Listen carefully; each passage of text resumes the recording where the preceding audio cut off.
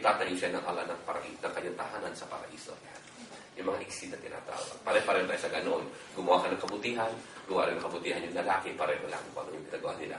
So, ano yung bagay na iksid ng babae? Na karagdagan na sila ipapasok sa paraiso. No?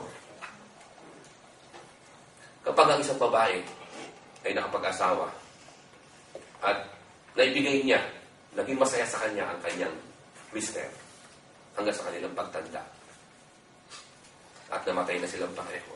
Yung babaeng yaon na nakatisfied niya ang kanyang mister dito sa dunya, may give sa kanyang ala.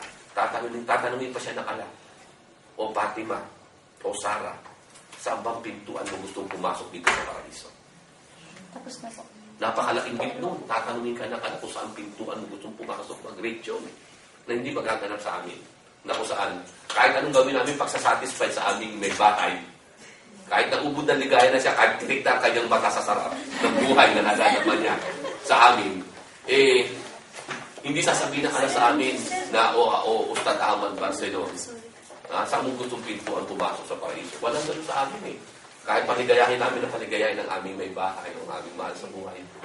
Wala kaming gano'n. Whereas kayo ng mga kaubaihan, isatisfy nyo lamang ang inyong mister. No? Mashallah. Allahu Akbar. Lahat ng pintuan sa paraiso, papipiliin pa kayo ng ala kung saan nyo gustong pumasok. Napakalaki ng isid ninyo, mga minamahal kong mga sister. No? At in fact, napakagaan nun. Ha? Subhanallah, yung may mga asawa dito, pag narinig yung mister nyo, nararamdaman nyo na gusto pa mag-asawa, itulak nyo pa, sige, asawa ka isa. Ibig sabihin, hindi siya nasatisfy, sige. Diba? Masakit sa puso kayo. Tulak nyo. Total, dito naman sa dunya, sa dalilan tayo. Bukas wala na. Mamaya, wala na tayo dito sa mundo dito. Diba? Ganun lang naman yun. Ganun kasimple yan. Kasi ang nakatatakot, mga minamahal ng mga sister, nung pagdalaw ni Propeta Muhammad sallallahu alaihi wasallam, nung siya ay ipatawag sa kalangitan sa Isratul Miraj, no? Pinakita sa kanya ang impyerno. No? Pinakita sa kanya. At nakita niya na magaganap sa araw na yun, prophesy yun na napakarami ng presidente ng kababaihan kaysa sa kalalakihan sa impyerno. At sa pag-aaral ko ng Islam sa kabuuan, mga sister, sa kabuuang pag-aaral ko ng Islam, hinanap ko ang kadahilanan kung meron ko bang ibang kadahilanan.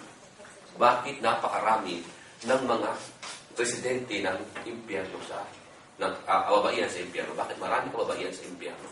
Ano reason? Walang ibang sinabi ang mahal na Propeta Muhammad sallallahu alaihi wasallam sa daang-daang libong hadith na aking pinag-aralan at binasa. No? Sahih Bukhari, Sahih Muslim, Ibn Majah, Tirmidhi, no?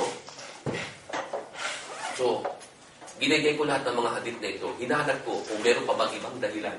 Bakit maraming babae sa impyerno na ubo talaga ng dami kaysa sa kalalakihan?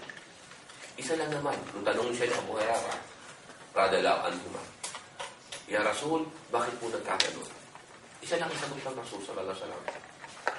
Because of their being ungrateful to their husband. Wala na. Wala na. Subhanallah. Maging grateful na lang sa husband ninyo. Subhanallah. Allah, pasok na kayo sa paraiso eh. Bakit yung pinahihirapan yung sarili nyo? Allahu Akbar. Yun lang ang gusto nyo. Wala na. Ngayon nasa patuloy na landas na kayo. Nagsasabi na kayo ng la ilaha illallah. Wala nang hadlang mga sister para hindi kayo makapasok sa paraiso. Wala nang cost. Ha? Hindi sinabi ng Rasul sallallahu alaihi wasallam na kaya kayo makapapasok sa impyerno dahil kayo makakapasok sa impyerno, wala kayong ginawa kundi kupuitan ninyo ang bulsa ng inyong mister. Walang ganun pagsasabi. Wala. See? Kasi madalas akong kupitan sa bulsa ko eh. Jacket ko, lalagay ko gano'n, nagugulat ako, mabalit ako. Sabi ko, meron pa akong 100 dito. Bakit ko wala? Madalas akong kupitan ng reyna. So yun yun. Hindi. Natatawanan lang ako kasi hindi ko maano dahil hindi naman magiging hadlang sa kanya. So, pagpapasok sa paraiso. Ang tanging hadlang lamang ay yung being ungrateful. No? At ang sabi pa ng Allah subhanahu wa ta'ala, no, sa mga may asawa, alala lang ito. Sa mga may asawa, at sa mga mag-asawa, siyempre, darating sa inyong buhay yan. Pag may ginagawa kabutihan sa inyo ang inyong mister, sabi ng hadith ng Rasul sallallahu alaihi wasallam, be thankful to Him.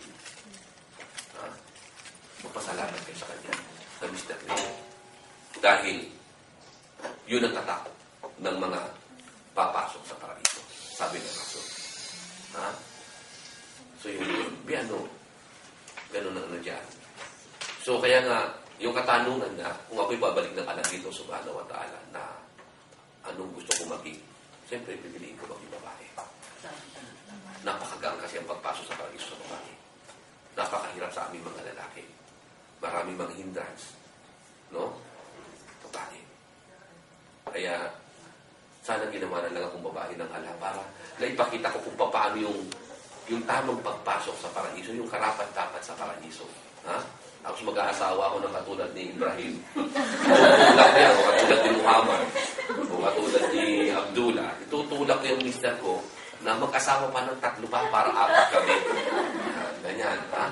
O, tatanungin ko yung mister ko sa pagka kami magkasama na sa gabi, mister, kulang pa ba? Yan ang 4 lang sabi ng ala eh. Di ba? O, hindi ko ba nasatisfy sa kabuhay ko na ikaw pinagtulutan ko? Di ba? Pag nagkakasakit ka, inaalagaan kita. Di ba? Binigay ko pa yung kagustuhan mo. Ano ba ang kulang? Yun. Tapos, mamatay ka, papanaw ka. Ang lahat ng minaganap ng yan ay wala na. Hindi ba? May naghihintay na sa'yo na hindi na napakalaga. Yun yung kabilang buhay. So, wala nang hadlang para hindi tayo magkasama-sama sa paraiso. Ang sabi ng mahal ng Propeta Muhammad sallallahu alaihi wasallam, ang sino mang babae na nasatisfy niya ang kanyang mister, tiyakan kami ay magiging ganong sa araw ng pag-uko. Magkatabi ng sugo. So makakatabi niyo ang sugo. Malapit kayo sa sugo ng Nabi Muhammad. So maraming hadith para sa inyo. Kaya magsipag-aral kayo mga sister para maging daan ito. No? Para maging daan ito ng kaganapan ng inyong pagpasok sa paraiso. Yes, magtanong na muna kayo habang hinihintay. Ano po ang karapatan ng bilang pangalawang asawa? Pangalawang asawa. Kung ano ang karapatan ng unang asawa, ay ganun din ang karapatan ng pangalawang asawa. Hindi na bawasan, hindi na dagdagan. Salamat po. Yes, sister. Sabi mo, be thankful. Paano kung asawa mo, babaero talaga, thankful ka pa rin ba? Iba yung sister. Hindi ka nung thankful ng gano'n. Kaya nga, so, paano kami magiging thankful? So, paano mo naman nasabi babae? Satisfied mo na, nagawa mo na lahat, pero talagang lalaki na. Kanina lang sulat.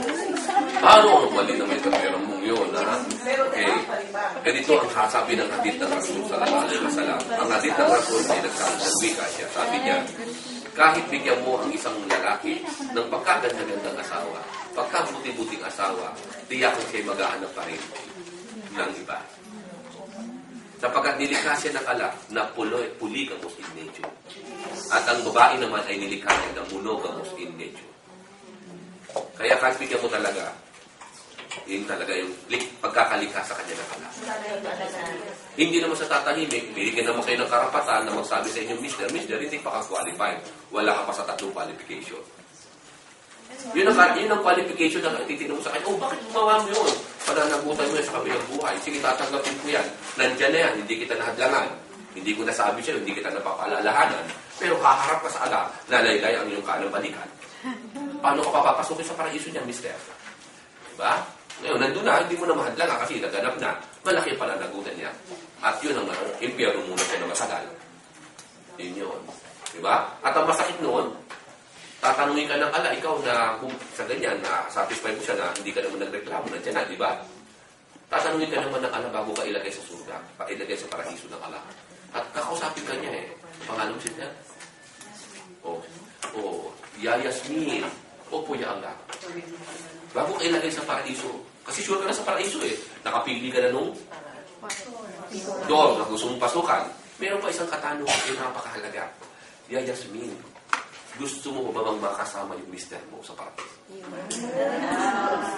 Na wala sa lalaki. Hindi kami tatanungin ng ala.